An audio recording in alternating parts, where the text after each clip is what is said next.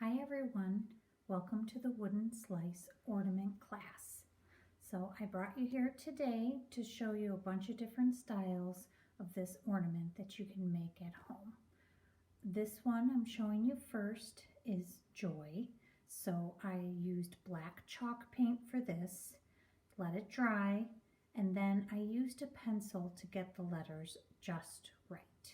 This is an easy craft to do, and you can personalize it and do whatever you want.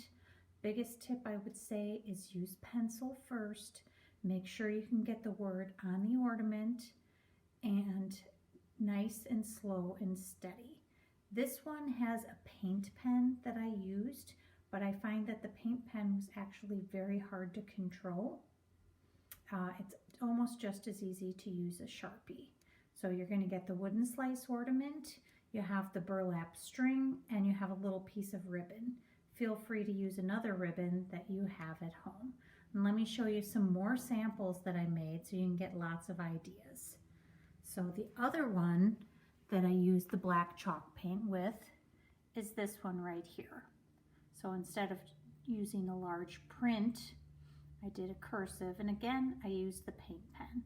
I did not do this one in pencil first, so I thought it turned out pretty good.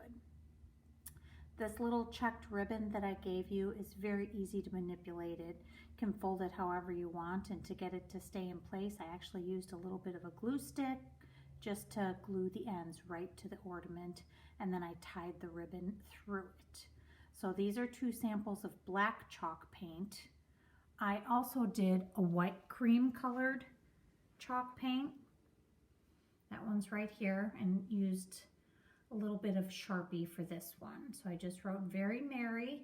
So these aren't perfect, but they're definitely, homemade. This one I used my own little black ribbon on. Sorry. Right there. So I just had a little piece of that, and I did some little holly sprigs on that. So, and that's with the cream chalk paint. So if you don't have chalk paint at home, that's fine, because you can make some really cute ones without painting it, and you get to see a little bit more of the grain on the wood slice. So this one is gorgeous. This actually, one of my co-workers made this for me. This is all Sharpie. A little bit of whitewash in the snowman there, but an ultra fine Sharpie would work just fine. So this is really nice. You can sign the back of it and give it to somebody, or maybe you want to commemorate this year. Maybe you just want to write somebody's name on there, a birthday, maybe you want to write the year on there. Here's another little snowman style, which is just the face, not painted. And this is all Sharpie again. And then I also wrote without painting to show you that you can do that as well. So I've tried everything. I've tried paint pens, calligraphy pens, and Sharpie. And I actually feel like the Sharpie works the best. It just gives me the most control. Every once in a while on a paint pen, you get a little blotch of paint that comes out. And that, of course, would make you very unhappy. But the good thing about these ornaments is that there's two sides. So if you mess it up, turn it over and work on the other side. But I honestly would take a piece of paper first, get the writing down, figure out which type of font you use, write it a few times on a piece of paper, then go to your wood ornament, write it out on pencil, and then trace it with the marker you want to use. You can always, they have gold Sharpies, silver Sharpies. You can see I put the ribbon the same way. I just put it in half and slid the burlap, the little twine, through the hole in the ornament. Then I slid the little gingham ribbon through, got it in the place I wanted it, and then I tightened this twine. And then you can tie it on top. So I folded the twine in half and just pushed it through the hole in the ornament. And then also you can just put it through halfway. Just slide it through. This has no ribbon, no anything, and just loop it right over the tree. And this looks really good as well. So let me show you a couple other ideas that I have for you to do with this ornament. Maybe you don't want it as an ornament. How about perhaps using it as a gift tag? It will be a very pretty gift tag. You could date it, sign it. Maybe somebody will keep it. Maybe you want to use it as an ornament and tie it to a gift with your name on it. I think this is very pretty use of it, and it's very different. Or I thought another good way, how about as a napkin ring? Maybe if you decided you want to go out and buy a bunch of these. I ordered it on Amazon. They're very inexpensive. So I just used the twine there as holding around the napkin. It would be nice if you wrote everybody's name on it or maybe a special message. And then my favorite, I loved those wooden beads so much last month. That is what I decided to make for everybody for the holidays this year. So I had a lot of extra, so I really wanted to make it all the way across my mantle, which I love, and then I wrote messages on there.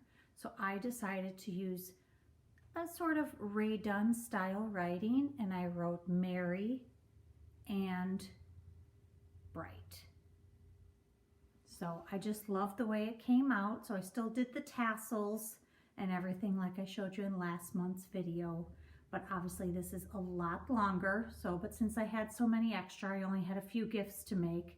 I thought I would make a long one for my mantle and add the wood slice ornaments to it. You could take your shorter one that you made and add one to the end. So if you want to tie it right over the tassel, maybe if you didn't like one of your tassels, you could always take that tassel off and attach this to the end of it. So these all have that cream colored chalk paint and the same print. And then I've showed you the plain ones. So I'm just going to hold them over it one more time so you can see them. You can always pause the video and take a look at it, which is the great thing about doing these classes from home. Cursive will look good. And then we have this one. So there's a lot of different ways that you can create this ornament. I hope that you can come to the follow-up class. This is such an individualized craft. I would love to see what everybody made. We have a lot of fun at these follow-up classes. We show each other our crafts, which I saw a lot of different of the wooden bead garlands last month. And we talk a lot of good books. So I always bring books and I highlight some of them. So one of my favorites is the Home Edit Life. Also, a cookbook I'm using a lot right now is the Great Big Pumpkin Cookbook. We're all pumpkin fans. We eat it almost all year round. And there's just a lot of really different recipes in this book. So I like that. And what else can I highlight? So the follow-up class is going to be December 17th. And it's at 1 p.m. I think this is a pretty simple class, so I am not going to have you watch me write the words or slide the twine through the ornament, because I know all of you can figure that out, but I would love for everybody to come with so I can see the different varieties. Also, before then, if you need anything, we have something new this year you can pick up in the lobby, the Wakanda Area Library 2020 gift guide. So if you have book lovers you want to buy for, we created a list for all ages. Also, we have our Connections at Home, which is a little mini newsletter. You can see it on our website. If you want a hard copy, you can come to the lobby and pick it up. And then also this Friday, Miss Amy is doing a fun class. You can catch the video on our website. It's wreath cookies, and also she is going to be making some reindeer cookies. So you can sign up for the class and she will email you the link, or you can get it through our website. You can always find all of our videos on the website. So I hope you enjoyed this very short tutorial. I hope everybody stays happy and healthy, and don't forget to sign up for our follow-up class on December 17th at 1 p.m. and I will send you the link that morning.